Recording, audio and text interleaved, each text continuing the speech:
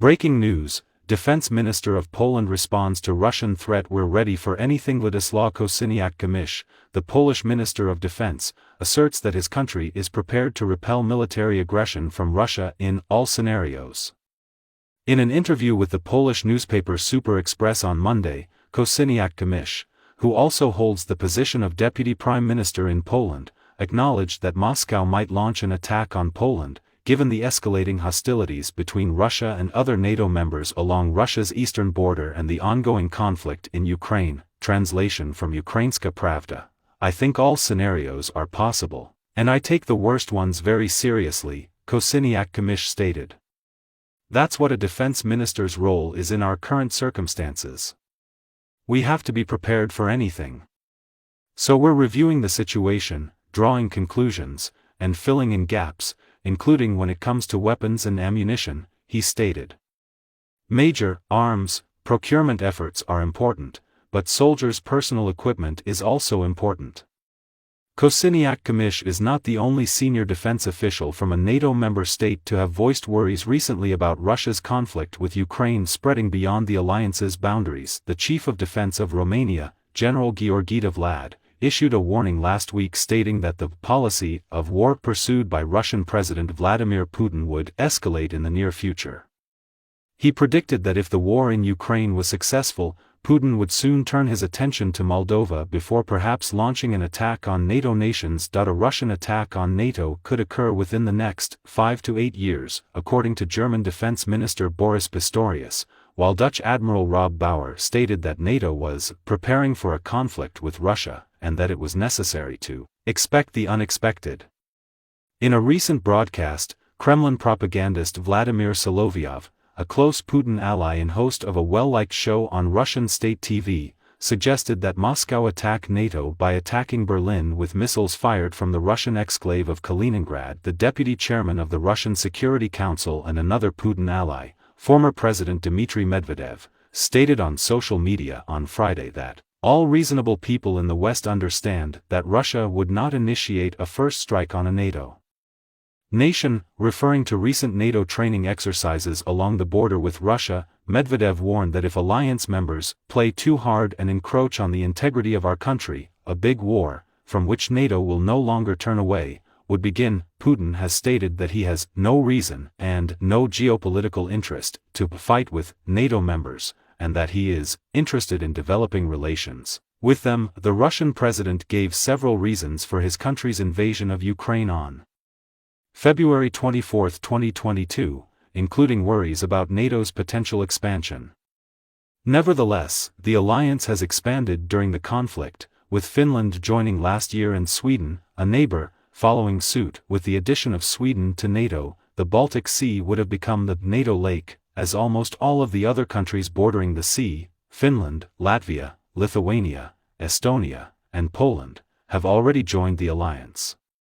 The one exception is Kaliningrad, which is situated between Poland and Lithuania. UN to monitor Putin's planned visit to Turkey for agricultural initiatives. As the international organization works to develop a new mechanism to ease the export of grains from Russia and Ukraine, it will be closely monitoring Russian President Vladimir Putin's scheduled visit to Turkey, an official said on Monday.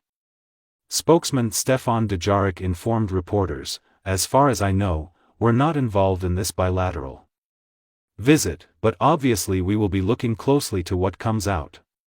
Later this month, Putin is scheduled to travel to Turkey. Foreign Minister Hakan Fidan stated on Sunday that Turkey is now looking to create a new system for exporting grains from Russia and Ukraine, following its groundbreaking work on the Black Sea grain deal, which was widely praised for averting a global food crisis. There are ongoing discussions, particularly involving the UN, Russia, Ukraine, and Turkey for how can we develop a new method for the transportation and logistics of grain to the world markets, focusing primarily on the Black Sea, Fidan told a private news outlet on Sunday. As you are aware, the prior grain agreement worked within a particular framework. It has now been noted that an alternative mechanism could be used instead of that one.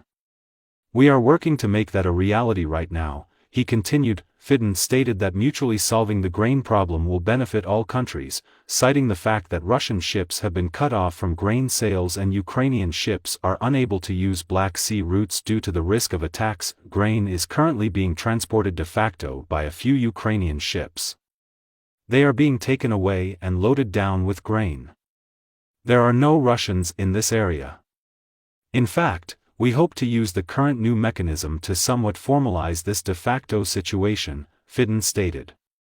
All rights reserved. He was alluding to the circumstances following the unexpected collapse of the Black Sea Grain Initiative of 2022 to 2023, which was co-negotiated and co-implemented by Turkey and the United Nations. He claimed that the grain crisis had caused a food crisis in developing nations and had severely affected global prices, leading to humanitarian issues. Putin's anti-LGBTQ campaign. A Russian artist faces fines for flying the rainbow flag. Although Russia under Vladimir Putin does not forbid the rainbow symbol per se, flying a flag with one on it has already resulted in the country's first guilty verdict. Citing Russia's ban on LGBTQ+ symbols, a Russian court fined a photo artist for sharing a rainbow flag on social media. Artist Inna Mozaina was fined 1,500 rubles, about 15 euros, by a regional court judge on Monday for demonstrating the symbols of an extremist organization, according to Mediazona, an independent Russian news source. For repeated offenses, Mozaina may spend up to 4 years in prison. Beginning on December 13, Mozaina's case was the first since November, when Russia's Supreme Court deemed the international LGBTQ+ movement to be a extremist group. Despite Mozaina's attorney's claims that she had uploaded the photos prior to the Supreme Court's designation, the court nevertheless found her guilty. As Mozaina's trial went on, more cases came up.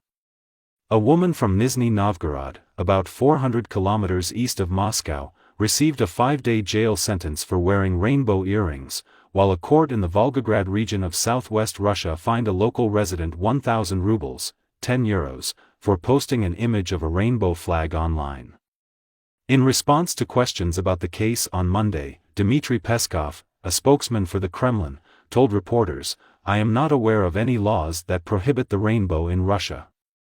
He continued by saying he couldn't comment further because he didn't know all the specifics. Riviera Chateau, taken from late Putin opponent, sold by France. According to a local press report, the buyer was the co-founder of WhatsApp, a messaging service, who was born in Ukraine. Berezovsky, who helped President Vladimir Putin ascend to power in Russia, had a falling out with Putin after he passed away in the UK in 2013 under unclear circumstances under the leadership of first president of post-Soviet Russia Boris Yeltsin. In the 1990s, the formidable tycoon purchased the Château de la Garoupe on the Côte d'Azur.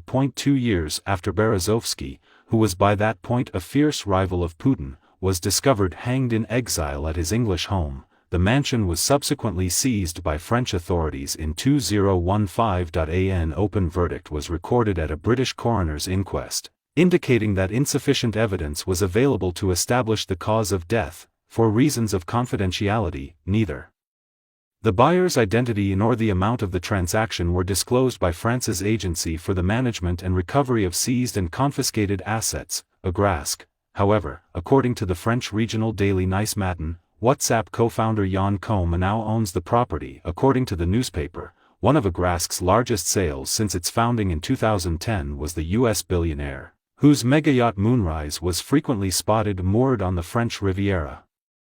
He paid approximately 65 million euros, $70 billion, for the property. The property was constructed on the prestigious Cap d'Antibes by Charles McLaren, a British MP and industrialist. Due to its extensive past, it has been linked to notable figures such as Pablo Picasso, Cole Porter, and Ernest Hemingway. According to the Agrasc Agency, the chateau represents exceptional architectural and cultural heritage. The chateau and the adjacent Clocker, Bell Tower, de la Garoupe, both owned by Berezovsky, were seized following a ruling that determined they were the proceeds of money laundering carried out by Sifi, an investment company, and Jean-Louis Bordes, the manager of the company. It was decided that they were Berezovsky's front. It took 10 years for French authorities to piece together the intricate history of purchases, which included the 1996 purchase of the Château de la Garoupe, following an initial complaint from Russia. Rich Russians have long flocked to the Côte d'Azur, a tradition that dates back to the imperial family's trips there at the turn of the century. The oligarchs of the nation began to use it as a favorite playground after the USSR collapsed.